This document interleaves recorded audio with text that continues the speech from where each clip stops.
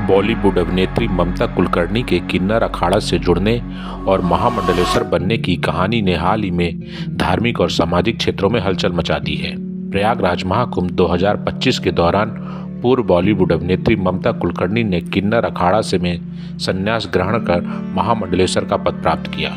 इस घटना ने धार्मिक समुदाय और समाज के विभिन्न वर्गों में व्यापक चर्चा को जन्म दिया है।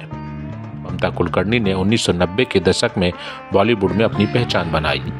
उन्होंने आशिक आवारा, करण अर्जुन, सबसे बड़ा खिलाड़ी जैसी फिल्मों में अभिनय किया और अपनी खूबसूरती और अभिनय कौशल से दर्शकों का दिल जीता। उनका कैरियर विवादों में भी घिरा रहा, जिसमें 1993 में एक टॉपलेस फोटोशूट में विशेष ध्यान आकर्षित किया। फिल्मी दुनिया से दूर होने के बाद ममता कुलकर्णी ने अध्यात्म की ओर रुख किया। उन्होंने संन्यास का मार्ग अपनाया और साध्वी का जीवन जीने लगी। हाल ही में 24 साल बाद वह भारत लौटी और महाकुंभ 2025 में किन्नर अखाड़ा के साथ जुड़ गई। किन्नर अखाड़ा की स्थापना 2015 में हुई थी, जिसका मुख्य उद्देश्य किन्नर समुदाय को धार्मिक और सामाजिक मान्यता दिलाना है। आचार्य महामंडलेश्वर लक्ष्मी नारायण त्रिपाठी के नेतृत्व में इस अखाड़े ने 2016 के उज्जैन सिंहस्थ कुंभ में पहली बार आधिकारिक रूप से भाग लिया, जो किन्नर समाज के लिए एक महत्वपूर्ण उपलब्धि थी। महामंडलेश्वर बनने के लिए व्यक्ति को संन्यास ग्रहण करना होता है, जिसमें प्रतीकात्मक रूप से स्वयं का पिंडदान किया जाता है। इसके बाद वैदिक मंत्रोच्चार के बीच पंचामृत में अभिषेक किया जाता है और भगवा वस्त्र धारण कराया जाता है। ममता कुलकर्णी ने भी इसी प्रक्रिया का पालन किया और उन्हें नया नाम श्री अमाई ममता नंदगिरी दिया गया। ममता कुलकर्णी के महामंडलेश्वर बनने पर धार्मिक समुदायों में मिश्रित प्रतिक्रियाएं आईं। कुछ संतों ने इस निर्णय पर आपत्ति जताई, जबकि अन्य ने इसे एक सकारात्मक कदम माना है। किन्नर अखाड़े के अनुसार ममता पिछले 1.5 साल से उनके संपर्क में थी और उन्होंने संन्यास का निर्णय स्वयं लिया। पूर्व अभिनेत्री ममता कुलकर्णी फिर से महामंडलेश्वर बन गई है। उन्होंने महामंडलेश्वर पद छोड़ने का अपना फैसला वापस ले लिया है। यह जानकारी देते हुए ममता ने खुद ही कहा कि उनकी वजह से किन्नर अखाड़ा में लोग आपस में लड़ रहे थे। ये देखकर उन्हें अच्छा नहीं लगा, इसलिए उन्होंने इस्तीफा दिया था।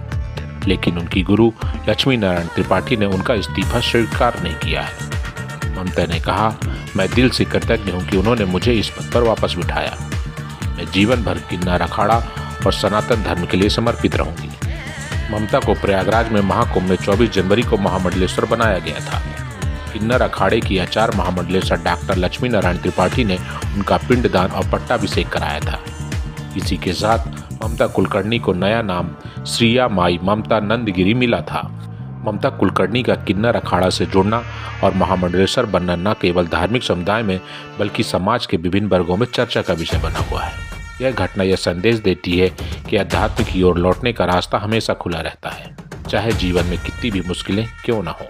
महामंडलेश्वर पद से इस्तीफा देने के बाद वापस उस इस्तीफा को वापस करने के पीछे क्या है कारण है, यह ममता कुलकर्णी की ही जवान सुनते हैं। मैं श्री अमाई ममता नंदगिरी 2 दिन पहले मेरे पट्टा गुरु डॉक्टर श्री आचार्य लक्ष्मी नारायण त्रिपाठी के ऊपर कुछ लोगों ने गलत आक्षेप लगाए थे।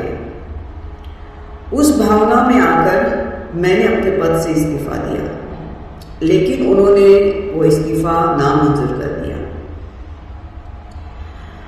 और जो गुरु भेंट मैंने डॉक्टर आचार्य श्री लक्ष्मी नारायण त्रिपाठी को भेंट की थी, वो एक महामंडलेश्वर बनने के बाद जो छत्र, छड़ी और छवर होते उसके लिए और थोड़े बहुत जो बची हुई भंडारी के लिए मैंने समर्पित किया था।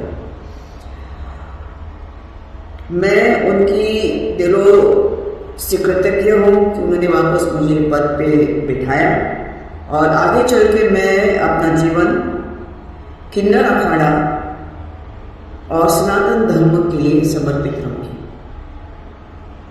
नमस्ते।